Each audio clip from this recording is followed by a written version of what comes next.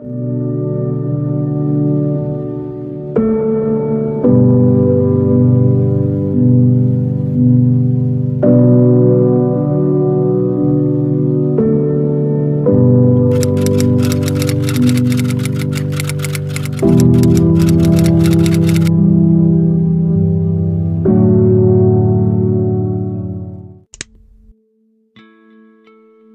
1984, buwan ng Marso, nang itayo ang isang gusali na may 3 silid sa bakanting lote ng Phase 3 at 7 na may mahigit na 1 hektarya. Ang lugar ay puno ng talahib at mga lupang gabundok ang taas.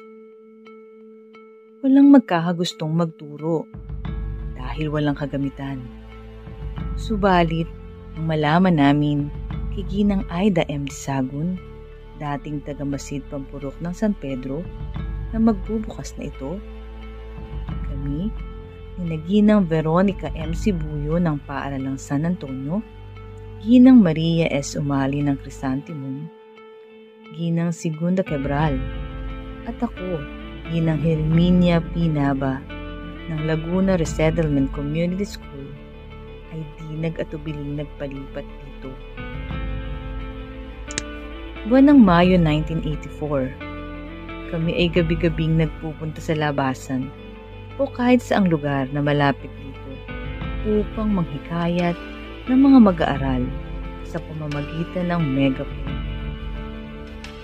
Pagdating ng Hunyo 1984 ay nakapagsimula ng klase na may mahigit na 400 mag-aaral.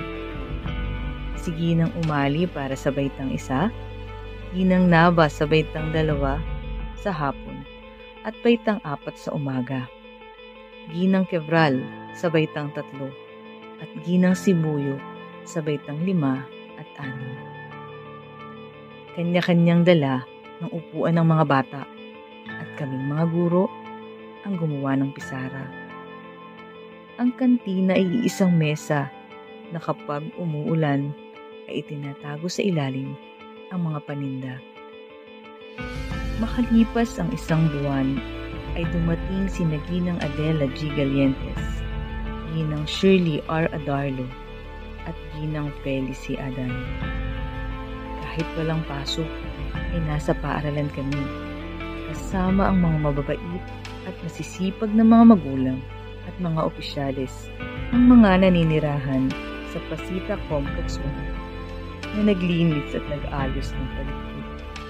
Napakasaya, walang kapaguran at tulong-tulong ang lahat upang mapaganda ang paaralan. Nobyembre 1984 ang hindi naming makakalimutang petsa.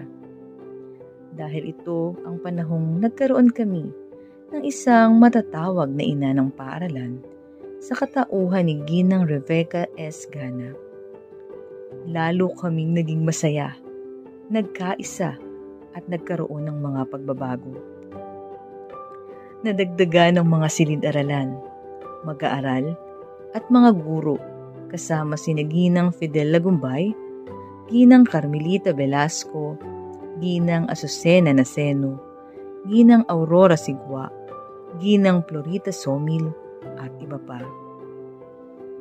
Mula noon hanggang ngayon ay pinagmamalaki at hindi makakalimutan na naging bahagi ako at ang aking mga kasama sa pagsisimula ng Paaralang Pasita Complex 1.